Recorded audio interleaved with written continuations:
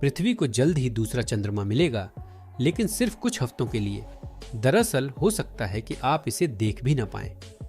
सितंबर के अंत में 2 महीने से भी कम समय के लिए एक एस्टेरॉयड हमारे ग्रह के लिए चंद्रमा में बदल जाएगा। 2024 PT5 नामक छोटे एस्टेरॉयड की खोज 7 अगस्त को terrestrial impact last alert system atlas द्वारा की गई थी। यह वर्तमान में एक प्रक्षेप पथ पर है, जहां यह पृथ्वी के गुरुत्वाकर्षण द्वारा पकड़ लिया जाएगा।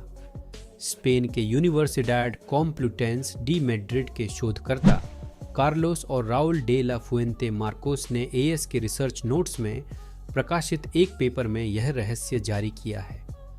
दोनों का कहना है कि एस्टेरॉयड 29 सितंबर से 25 नवंबर तक पृथ्वी की परिक्रमा करेगा। लगभग एक कक्षा पूरी करने के बाद यह हमसे दूर चला जाएगा। पृथ्वी को अस्थायी रूप से 2 महीने मिलने का यह पहला उदाहरण नहीं है। कार्लोस और मार्कोस ने पेपर में लिखा है कि दोहरे चंद्रमा का परिदृश्य हालांकि दुर्लभ है, पहले भी हुआ है। क्या पृथ्वी के पहले 2 चंद्रमा थे? ऐसा पहले भी कम से कम 2 मौकों पर हो चुका है। सबसे पहले जुलाई 2006 में, जब एक छोटा चंद्रमा लगभग 1 वर्ष तक पृथ्वी की परिक्रमा करता रहा। बाद में एक और वस्तु की खोज की गई जो पृथ्वी के गुरुत्वाकर्षण खिंचाव में फंस गई थी। यह 2020 में भाग निकला। यह असामान्य नहीं है, क्योंकि वैज्ञानिकों का कहना है कि वस्तुएं थोड़े समय के लिए ग्रह के गुरुत्वाकर्षण में उलझ सकती हैं। 2020 में कहा गया था कि एक मिनी मून हमारे पास छिपा हुआ है, लेकिन वैज्ञानिक निर्णायक डेटा खोजने में विफल रहे। दोनों को यकीन है कि यह एक खगोलीय पिंड है, कोई कृत्रिम शरीर नहीं। वस्तु के कृत्रिम होने की संभावना नहीं है, क्योंकि इसका अल्पकालिक गतिशील विकास 2022 NX1 से काफी मिलता जुलता है। उन्होंने पेपर में एक अन्य एस्टेरॉयड का जिक्र करते हुए लिखा है, जो 1981 में 2022 में मिनी मून बन गया था।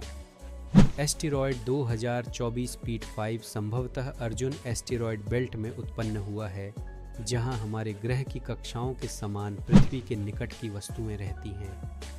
एस्टेरॉयड के पृथ्वी की ओर आने और बाहर निकलने का एक आकर्षक अनुकरण शौकिया खगोल शास्त्री टोनी डन द्वारा X पर साझा किया गया था। तकनीकी रूप से पृथ्वी के कई चंद्रमा हैं। कोई भी प्राकृतिक उपग्रह जो कम से कम कुछ समय के लिए कक्षा में रहता है, तकनीकी रूप से चंद्रमा है। ऐसे में लोग सोचते हैं कि यह प्रभावशाली है, जबकि वास्तव में ऐसा नहीं है। आइए मैं आपको दूसरे चंद्रमा से परिचित कराता हूँ, जिसे क्रूथने के नाम से जाना जाता है। इसका आकार कम है, एक कार के आकार की तरह, लेकिन कम से कम कुछ समय के लिए यह पृथ्वी की कक्षा में है। तकनीकी रूप से इसे सहकक्षीय वस्तु या एक एस्टेरॉयड कहा जाता है, जो पृथ्वी के सापेक्ष एक बीन के आकार की कक्षा में सूर्य की परिक्रमा करता है, जो प्रभावी रूप से एक घोड़े की नाल का वर्णन करता है और जो एक अर्धउपग्रह कक्षा में बदल सकता है। तो यह वास्तव में चंद्रमा नहीं है, सिवाय इसके कि यह कब है। मुद्दा यह है कि पृथ्वी के चारों ओर कक्षा में ऐसी दर्जनों वस्तुएं हो सकती हैं, लेकिन वे देखने के लिए बहुत छोटी हैं, या हम वास्तव में बदकिस्मत हैं और उन्हें कभी नहीं देखा है। यह कोई बड़ी बात नहीं है। जबकि पृथ्वी के पास एक प्रसिद्ध चंद्रमा है, यह छोटे एस्टेरॉयड को पकड़ सकता है जो अस्थायी चंद्रमा के रूप में कार्य करते हैं। ये मिनी मून दिलचस्प हैं, लेकिन चंद्रमा के समान महत्व या स्थायित्व नहीं रखते हैं।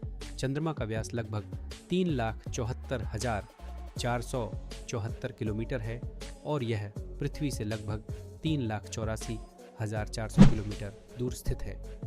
यह मानव अन्वेषण का विषय रहा है, विशेष रूप से अपोलो मिशन, जिसने 1969 और 1962 के बीच अंतरिक्ष यात्रियों को इसकी सतह पर उतारा था। चंद्रमा पृथ्वी के ज्वार भाटा को प्रभावित करता है और इसका महत्वपूर्ण सांस्कृतिक और वैज्ञानिक प्रभाव पड़ता है।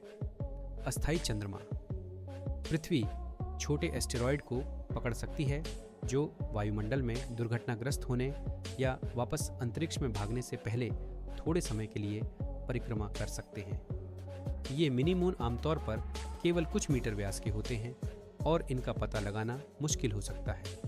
सबसे उल्लेखनीय उदाहरणों में से एक 2006 RH-120 है, जिसने कक्षा छोड़ने से पहले 2006 से 2007 में लगभग 11 महीने तक पृथ्वी की परिक्रमा की।